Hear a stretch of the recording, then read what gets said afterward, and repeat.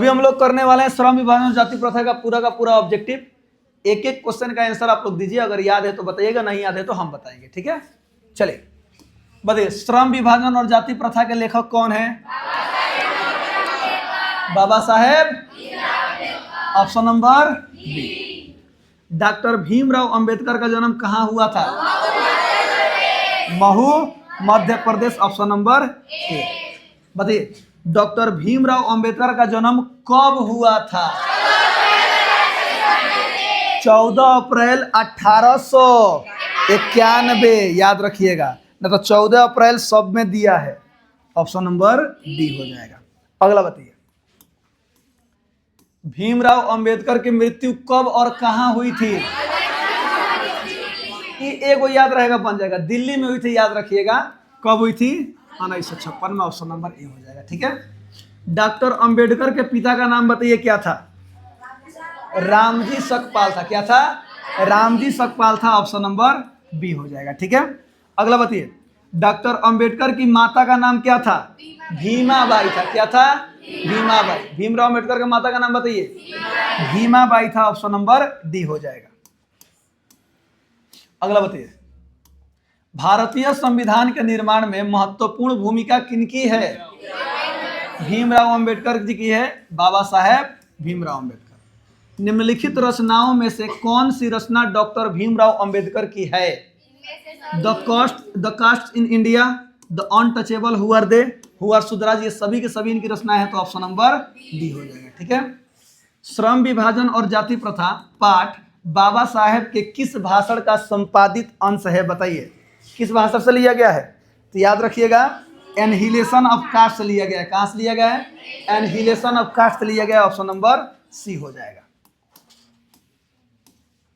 अगला क्वेश्चन है, प्राथमिक शिक्षा प्राप्त करने के बाद अंबेडकर उच्च शिक्षा प्राप्त करने के लिए कहां गए?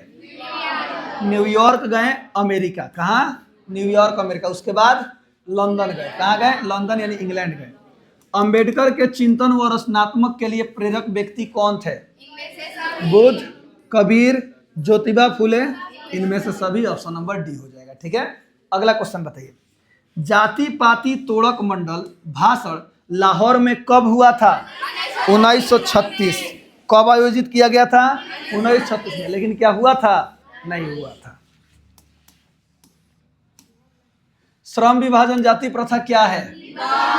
मैंने बोला था ना कि निबंध ही टिक करेंगे, भाषण टिक नहीं करेंगे। इसका मैंने रीजन आपको दे दिया है, ठीक है। अगला बताइए, अंबेडकर के भाषण एनहिलेशन ऑफ कास्ट को किसने हिंदी में रूपांतरण किया है? ललाई सिंह यादव। अंबेडकर का जन्म किस परिवार में हुआ था? एक दलित परिवार में हुआ था। कहां हुआ था? एक दलित परिवार में। ऑप्शन नंबर सी हो जाएगा। अगला बताइए, the caste in India their mechanism किनकी रचना है? भीमराव अम्बेडकर की। ऑप्शन नंबर ए हो जाएगा, ठीक है। भारतीय संविधान का निर्माता किसे कहा जाता है? ऑप्शन नंबर ए हो जाएगा। बाबा साहब भीमराव अंबेडकर संपूर्ण वांग में हिंदी के कितने खंडों में प्रकाशित हो चुका है?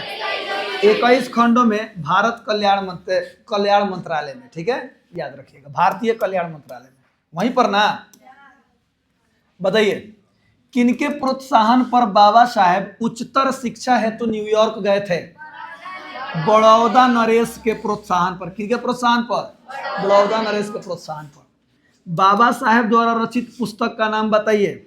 Genesis and development, Buddhism and communism, Buddha and his Dhamma, इनमें सभी। तो ये तीनों के तीनों इनकी रचना है, तो इनमें से सभी हो जाएगा। अगला बताइए, श्रम विभाजन और जाति प्रथा शीर्षक किनके द्वारा हिंदी में रूपांतरित है? ललाई सिंह यादव। हाँ, ये भी पूछ सकता है। उस समय क्या पूछा था? एनहिलेशन ऑफ कास्ट किनके द्वारा रूपांतरित है? ललाई सिंह यादव। ये जो हम पाठ पढ़ रहे हैं उसी का नाम से भाई, तो ये भी किनका नाम आएगा? ललाई सिंह यादव का नाम आएगा। अगला बताइए, द अनटचेबल किनकी रचना है? भीमराव अंबेडकर जी की है। किसे बाबा साहब के नाम से पुकारा जाता है? भीमराव अंबेडकर को। बुद्धिज्म एंड कम्युनिज्म किनकी रचना है? भीमराव अंबेडकर की। बताइए, हु आर शुद्धराज किनकी रचना है? भीमराव अंबेडकर की। मानव मुक्ति के पुरोधा किसे कहा गया है? मानव मुक्ति के पुरोधा यानी मानव मुक्ति का जो अगुआ थे वो किनको कहा गया है? भीमराव अंबेडकर को। ऑप्शन नंबर सी हो जाएगा। अगला बताइए, लेखक की दृष्टि में विडंबना की बात क्या है? विडंबना की बात यह है कि आज के समय में भी जातिवाद के पोषकों की कमी नहीं है। ऑप्शन नंबर ए हो जाएगा। बताइए, भारत में जाति प्रथा का मुख्य कारण क्या है? जाति प्रथा का मुख्य कारण है बेरोजगारी। ऑप्शन नंबर ए हो जाएगा। जाति प्रथा स्वाभाविक विभाजन नहीं है। क्यों नहीं है?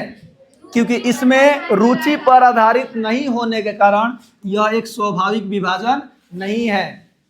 लेखक की दृष्टि में आदर्श समाज कैसा होना चाहिए? बताइए, जिसमें स्वतंत्रता, समता और भ्रातृत्व का भाव हो। ऑप्शन नंबर ए हो जाएगा। लेखक बेरोजगारी का प्रमुख और प्रत्यक्ष कारण किसे मानते हैं?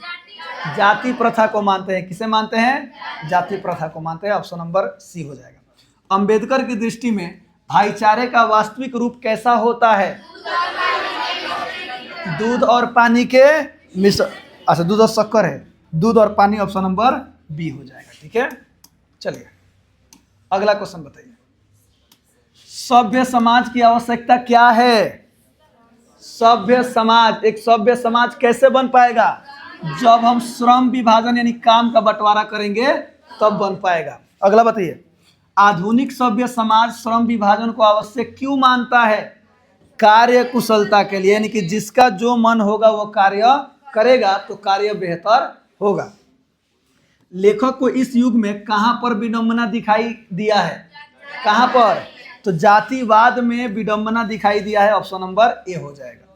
आदर्श समाज स्वतंत्रता, समानता, भ्रातृत्व पर आधारित होगा, किसने कहा है? भीमराव अंबेडकर ने कहा है। ऑप्शन नंबर बी हो जाएगा। अगला क्वेश्चन बताइए, डैश पेशे का दोषपूर्ण निर्धारण करती है? क्या? जाति प्रथा पेशे का दोषपूर्ण निर्धारण करती है, याद रखिएगा। जाति प्रथा भारत में बेरोजगारी का एक प्रमुख और प्रत्यक्ष कारण बनी हुई है। तो प्रमुख और प्रत्यक्ष और प्रमुख दोनों है, तो ए और बी दोनों। यहीं पे लोग गलती करके चले जाते हैं। अगर नहीं होता देते एग्जाम में तो टिक करते हैं। बताइए, हाँ ये वाला थोड़ा याद रखिएगा सर।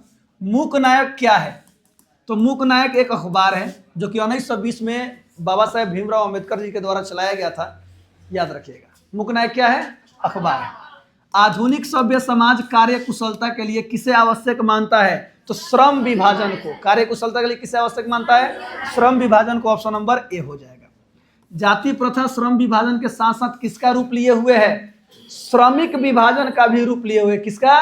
श्रमिक विभाजन का भी। ऑप्शन नंबर सी हो जाएगा। डॉक्टर भीमराव अंबेडकर ने किस प्रथा को आर्थिक पहलू से भी खतरनाक माना है? जाति प्रथा को आर्थिक पहलू से भी खतरनाक माना है। ऑप्शन नंबर डी हो जाएगा। ठीक है, बताइए, आर्थिक पहलू से भी जाति प्रथा डैश है? हानिकारक है। ऑप्शन नंबर सी हो जाएगा। सच्चे लोकतंत्र का पर्याय क्या है? तो सच्चे लोकतंत्र का पर्याय भाईचारा है। क्या है? भाईचारा। ऑप्शन नंबर सी हो जाएगा। ठीक है, विडंबना का अर्थ क्या है? सुनिए, विडंबना का अर्थ क्या है? देखिए, विडंबना दुख, ये सेम चीज है। विडंबना का मतलब एक प्रकार से कह सकते हैं कि माने दुख है, अफसोस है, या तो विडंबना का अर्थ उपहास भी हो सकता है। ऑप्शन नंबर ए हो जाएगा। ठीक है सर, याद रखिए। ठीक है, विडंबना का मतलब उपहास, किसी का मजाक बनाना भी हो सकता है, दुख भी हो सकता है। बताइए, भारत की राष्ट्रीय क्षमता का पूर्ण विकास किस व्यवस्था में संभव है? समाजवादी व्यवस्था में। किस व्यवस्था में? जब समाजवाद होगा तो सबको एक समान अधिकार मिलेगा। आगे देखिएगा, भारत में जाति प्रथा का मुख्य कारण क्या है? बेरोजगारी। ऑप्शन नंबर ए हो जाएगा। श्रम विभाजन किसे कहते हैं? श्रम विभाजन किसे कहते हैं? खाली श्रम विभाजन पूछा गया है तो काम को बांटना। श्रम विभाजन का मतलब क्या होता है? काम को बांटना। ऑप्शन नंबर ए हो जाएगा। अगला बताइए, अंबेडकर जी का उद्देश्य क्या था? सामाजिक सुधार, ऑप्शन नंबर ए हो जाएगा। लास्ट क्वेश्चन है, जाति प्रथा का परिणाम क्या हुआ? जाति प्रथा का परिणाम क्या हुआ?